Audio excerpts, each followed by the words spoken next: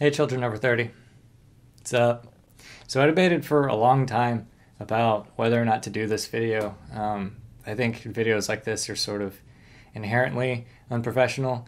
You know, just business deals sometimes they go awry, and that's just kind of the nature of the beast. I decided to do it anyway because I think these are sort of extenuating circumstances, and I kind of feel an obligation to at least make an effort to make sure that it doesn't happen to anybody else.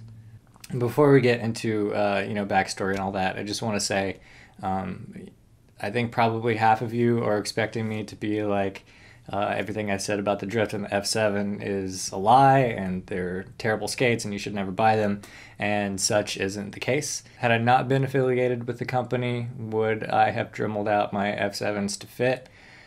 Probably not. Probably would have just sold them. But they're still good skates. The Drifts are still great skates. They're very undervalued at the price point. China's really doing a good job on these. So backstory, and I'm not going to specifically name dude.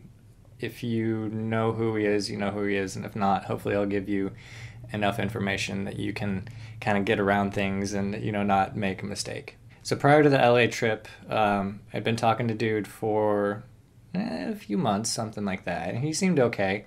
I really didn't have a reason to suspect anything weird or out of the ordinary. So anyway, I do the LA trip. Everything seems, well, no, everything really didn't seem fine now that I think about it, because I think there were warning signs that I kind of chose to ignore. Some very hard snorting sounds coming from the other room.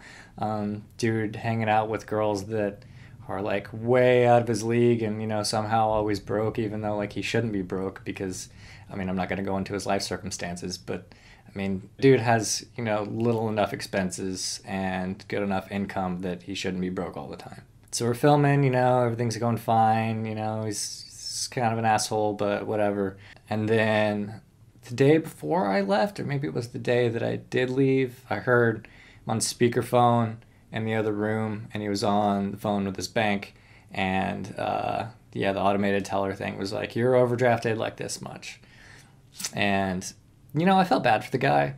I try to be a good guest. I bought him dinner a bunch. I think I even did his dishes at one point, just trying to be nice. I'm from Kansas, so like that's what you do. So anyway, I heard that, and I couldn't fit everything in my luggage to bring back, because like I had 2 pairs of skates and like all the clothes and stuff that I brought, and there just wasn't room for more stuff. But he was really trying to like get these 3-wheel frames on me. You guys know that I'm not a big fan of the tri-skate revolution or whatever they're calling it. Anyway, so I was like, okay, look, so it'll probably take you about $10-15 to ship these back from me. Why don't I just give you 50 as a gesture, because you've been putting me up, and we drove around some places, stuff like that. I paid for gas, whatever. I'm trying to be nice. So he's like, okay, given circumstances that I'm in, I'll accept this little gift. So I'm okay, great. So anyway, I come back and start doing my best to hold up my end of the bargain. It was winter in the Midwest, so it was kind of limited on how much content that I could put out. But I was really doing my best. And dude's just talking like mad shit on everything that I put out, and it was just weird, because it's like, he just took me up with some really nice carbon fiber skates, and now it wasn't even constructive criticism. It was like straight shit talking on everything that I put out, just personal insults and stuff like that. And for a long time I just tried to kind of write it off like, oh, that's just him, that's the only way he knows how to communicate for some reason, don't take it personally. So weeks and months go by, and I still haven't got the frames that I gave him $50 to mail me. Every time I bring it up, he just disappears, just ghosts. Oddly enough, he doesn't ghost when he's trying to sell me things that Flying Eagle has sent him to, like, give to the team and stuff. He's trying to push that stuff on me constantly, like, send me wheels and frames and all this stuff, and it's like, dude, okay, first of all, this is supposed to be a flow deal, and second of all, I already gave you money to like ship this stuff and you haven't sent it to me. So, I mean, why would I give you more money to ship things? So this goes on for like months and months. Still no frames. Still haven't seen them to this day. Every time I put out something on Instagram, you know, within a day or two, he'll message me and just like straight talk shit on it. And it's just kind of whatever. And, you know, this weird mix in of like empty promises of shit that I didn't ask for. Like, you know, we'll be talking and he's like, oh, you know, maybe we should get you like some F5s or F6s next. And I'm like, that's fine. You know, I mean, I got drifts and I got the F7s. So, I mean, I'm pretty set. Like, if you want to send me some stuff so we can, you know, get some more ads out for the F6, F5, whatever, that's great. You know, personally, I don't need anything. My deal was always like, you know, if you're going to send me something, just send something to Brock. Dude's my partner, like in City Blades. You know, we film each other, we hang out. He coaches me on ice stuff. I kind of coach him on rollerblading stuff. It was important to me that, you know, if we're going to put out edits, you know, I wanted Brock there with me. And he's kind of ignoring that, whatever, which, you know, his prerogative, whatever. So anyways, time keeps going on, putting out edits, hearing shit about him. Putting out edits, hearing shit about him. Empty promise, so I'm going to send you this thing, and then nothing. He gets a new shipment from China, and in it there's some ice blades for me and Brock. And A, I'm super excited because Brock got something. And B, I'm super excited because like this ice blade thing, I feel like if there are two dudes on the team who can really make them look good, you know, put out a good edit with them, it's me and Brock. Because, you know, we're on the ice constantly. Like we love ice skating. We pursue it outside of, you know, contractual obligations, whatever. Like we just love to ice skate. So, you know, as a company, if you have ice blades or something, like I feel like sending them to us makes sense. So I see on Instagram a couple days later, he's like, oh, you know, everybody's stuff went out. Miraculously, the ice blades did not get sent out. And I kind of figured this was going to happen because, like I said, dude was like constantly trying to sell me things that I'm pretty sure he was not supposed to. And he'd been talking about ice blades for months. Like, dude, I got to get some ice blades, I haven't seen him ice skate ever. So my theory was that he had somebody that really wanted to buy them. And so, yeah, he wanted them. So anyway, I confront him about it, and he's like, oh, yeah, I forgot to ship them. Like, I'll do it soon. And like a month goes by, and there's still nothing again.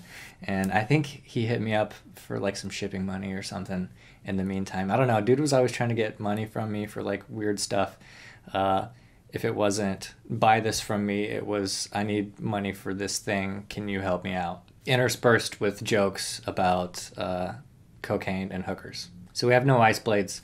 The Fancy Feet video that I'm sure you've all seen by now just got put out. And yeah, I was really like feeling good about it. You know, I mean, we got a lot of views on that thing. Brock and I both did really good work on that. You know, a lot of the filming I wish I could have redone. You know, a lot of Brock's stuff was on an iPhone, which is not always the best. A lot of it was in the dark, so iPhone plus dark. But anyway, it was a solid edit. Like, the film quality was maybe not 100% there, but I felt really good about the content. And yeah, it was getting a ton of views and everything. And yeah, I was feeling good. I was feeling like, yeah, I really did something. And he hits me up and just straight into the shit talking again. And I wasn't having it, you know, because like I was happy. And if there was like one time to not be a prick and maybe be like, hey, you know, good job, or maybe at least give constructive criticism instead of straight just like being an asshole, I feel like that was it. And he totally missed it. It was like straight talking shit. And I was tired of it. And I was just like, dude, you need to learn when to shut the fuck up, which is basically always for you, which is how I felt at the time. Like, dude, everything that comes out of your mouth is like straight an insult or a joke about something that I should really be concerned about or something like that. It's too much. And on top of that, as soon as I got back from LA and the edit came out, you know, I had tons of people messaging me and being like, dude, you don't want to mess with this guy. Like, you know, I don't know 100% of the details, but I've seen kind of a laundry list of people get screwed over by him. And I didn't want to listen to him, and that's my fault. So anyway, all that happens, and he magically shuts up for like 2 days. And then a couple days later, like, he just comes at me and starts talking shit again. I've been a little bit bummed out on rollerblading anyway, because it's like every time I put something out, this dude like just talks shit on it. There's all these empty promises and, you know, things that I should have got, things that I gave him money for and I still haven't got, and it was a bad feeling. And, you know, every time I talked to him about the company, he'd be like, oh, like, you know, Flying Eagle's a shell company, and which it's not. Every time I talked to the dude, I just felt worse about rollerblading, and like less like what I was doing mattered. And every time he'd like repost something, he would put in like a bunch of bullshit hashtags that were basically like talking shit on me. And it got to the point where free skates weren't worth all of that. Like, I can just buy skates. That's fine. I can buy skates and be happier than I would be if I had this tiny fat little asshole in LA talking shit on everything that I do. So yeah, he comes at me like again a couple days later, and I'm just like, dude, I'm done. Go away. I don't want to talk to you anymore. He gets all huffy and defensive and, you know, whatever. And then I get some messages from a couple other people on the team, and they're like, hey, dude, you doing okay? And I'm like, well, you know, I just kind of quit. But, you know, other than that, I'm doing good. Like, I feel oddly relieved, you know, considering the circumstances. I get a screenshot of a text that he sent out to, like, all the other people on the team. And he's like, yeah, I got rid of Drew because he thinks he's amazing. Which, like, if you know me, you know that I'm really modest about, you know, my abilities and, you know, really everything. I try to be very modest. And B, that doesn't even make sense. Like, I got rid of a dude on the team because he thinks that he's good. So anyway, I blocked him at this point because I didn't want to deal with it anymore. And so I texted the same group that he did, and I was like, look, it's a liar. This and this and this and this happened. I'm telling you this because I don't want it to happen to you. Just like be on the lookout for this stuff because this is happening and it's not supposed to be happening. This may happen, etc., etc., etc. Probably why a lot of the dudes that have been there for a while, when I talk to them, they're like, yeah, dude, my relationship with that dude is like 95% business. I don't want anything beyond that. Yeah. And then a few minutes later, I get a text from Brock. And he's like, you doing all right? I'm like, yeah, what's up? And he told me that he got a direct message from the Flying Eagle USA Instagram. So not even dude's like personal account, which, I mean, he knows who he is. And he's like, yeah, I hope there's no hard feelings between us, you know, or I want to set you up with this stuff, blah, blah, blah. And, you know, Brock being a very close friend to me is, of course, like, what the hell? So, yeah, we were talking about it, and we were both kind of like, what the hell is he trying to pull? I mean, dude messaged me talking hella shit on the edit that we just put out, and I told him to just go as far away as possible. And then he's like sending you this message trying to be all like buddy and like professional and stuff. Like, what is happening? And at this point, I'm just like sick of it. I'm like, you know what? I was gonna be mature. I don't even know if mature is the right word for that, but I was just gonna let it go and be like, you know, whatever, I don't care. But the fact that he went like behind my back directly after that and then tried to recruit my friend into the same cycle of bullshit that he had me in, it was too much, man. So I emailed his boss in China, and I was like, look, here's what's happening. You know all that money that you give him to ship stuff to us? Yeah, he's still charging us for shipping, and he's pocketing the money. You know all those demo things that you sent him to send to us? Yeah, he's actually selling them to us and other people and pocketing the money. Here's evidence of a time when I gave him money to ship me something, and he didn't even ship it to me. She emails me back, and she's like, okay, well, it's a holiday right now in China, so I'm going to take a look at this email a little bit more in depth when I get back into the office on Monday. Okay, cool. So I take the weekend and start looking into the dude, you know, because I had heard of this laundry list of people that he had screwed over. So yeah, why not contact them?